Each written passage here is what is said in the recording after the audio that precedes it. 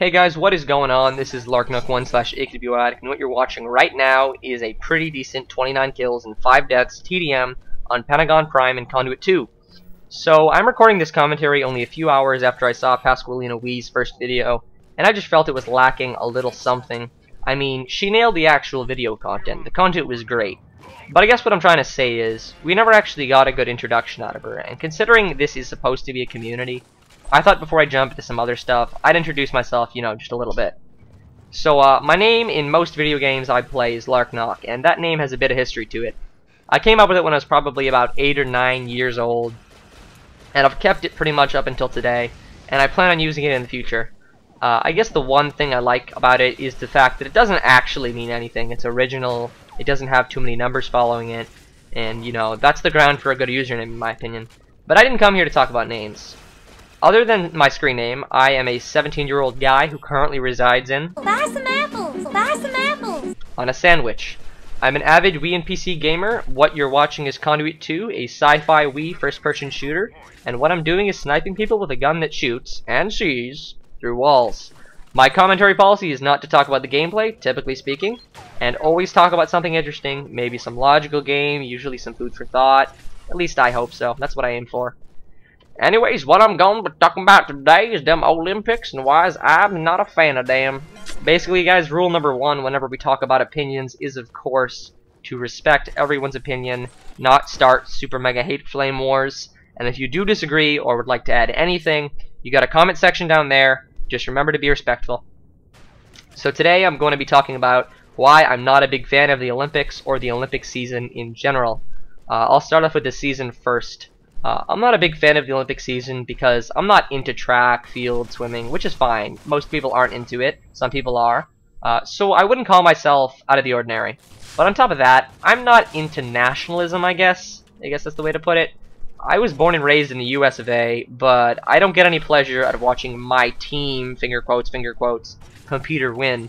I guess for me, it's just that to be proud of something, I need to be associated in some way. And being born in the same country as the athlete really just does not cut it for me. I guess to be proud of something like that, I'd have to be the athlete, or, his or her coach, or somebody that tells them to never give up on their dream, like a parent or a really good friend, something like that. I guess what I'm trying to say is that it's really hard for me to be proud of something that's up to random chance, like being born in the USA. Anyways, now that I'm done with the Olympic season, I'm going to be talking about Olympics themselves and why I'm not the biggest fan of that either. This may get quite a little bit philosophical. Yeah, and you like those words, don't you? Quite a little bit. So listen up. I guess my problem with the Olympics and the Olympic athletes is why they do what they do. I mean, they train years for an event like the Olympics, put so much sweat and toil into their work, finally make it to the Olympic Stadium, they compete, and they wait for those few moments, while the judges determine their score. In some of them, I mean, some of them is pretty much decided immediately, like swimming. That's my least favorite moment of the entire Olympics. The suspense doesn't get me going, because again, I don't really care who wins, but that's not the reason I don't like it.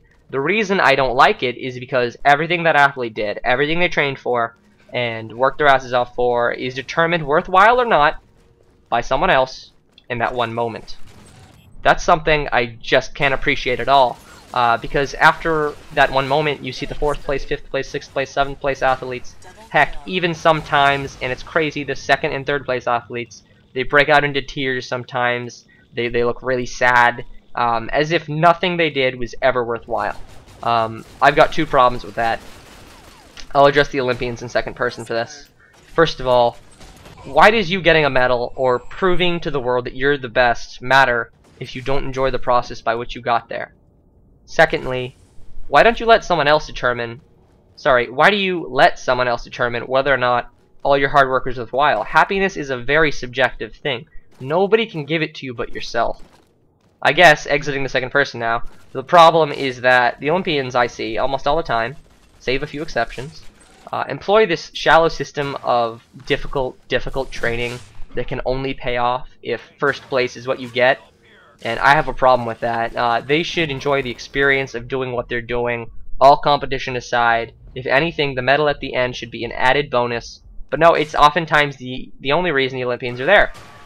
If news companies want to get a good story, they shouldn't be asking the first place guy or girl about why he loves his or her sport. Ask the guy who came in 5th place or 4th place or 3rd place. Because you always hear the same exact thing from the people who come in 1st place. Oh, it was a great experience, I learned so much, and I'm so surprised and thankful for getting this medal. You expect that from the guy in 1st place. It just shows he's trying to be modest in the fact that he won the 1st place prize and all. But no, what I think would be really interesting is hearing the same story from the guy who comes in 4th place or 3rd place or 5th place, because that guy has to honestly mean it. He can't just be off and kind of just making it up. He can't just pretend like he's being modest. So that pretty much covers up my narrative conjecture regarding the Olympics, and for the rest of the video, I suppose I'll be talking about this idea of mine that sort of branched off from the Olympics. And I know this sounds pretty stupid, but that idea was, will competitive video games ever be something major that people will want to watch on TV? And I'm unsure about this. There are plausible reasons to think yes and no. To see this, you have to start with the basics of the idea. To get video games on TV, there has to be legitimate demand for it. People have to be wanting to watch it, wanting to see how the pros play, learn from them, or enjoy the competitive aspect, or whatever. Being or not being interesting enough to watch is going to boil down to 3 things. First, can you get people to be fanboys of certain video game teams, what have you? We know this works effectively with countries and regions, like for example, the city and region rivalry you can see in football, basketball, baseball, and most other sports. But I can't see a Team USA video game team ever being a thing, or a Team Boston, or a Team Chicago, or something like that. I think even without the regional teams, though, that the rivalry would get pretty heated between clans, enough for fandoms to develop if this was ever a thing. My reasoning has a lot to do with the fact that when you look at a lot of Call of Duty clans today, fandoms get pretty hardcore there, and also when you look at StarCraft 2 Pro Circuit players, there can be a lot of fandom going on in that. So I don't think that would impede video games being on TV. Secondly, if the video game matches themselves aren't interactive and entertaining enough, it couldn't possibly get on TV. For it to be a great experience, to be able to see professional teams play out, in an FPS, for example, there would have to be some system in place where the viewer can change the person he or she spectates, or if they want their camera view to just follow the most action, or be a bird's eye view. It would have to be interactive and exciting, and it would have to innovate a little bit, because I don't think anybody just wants to watch one guy, his perspective, playing the video game. That's just silly.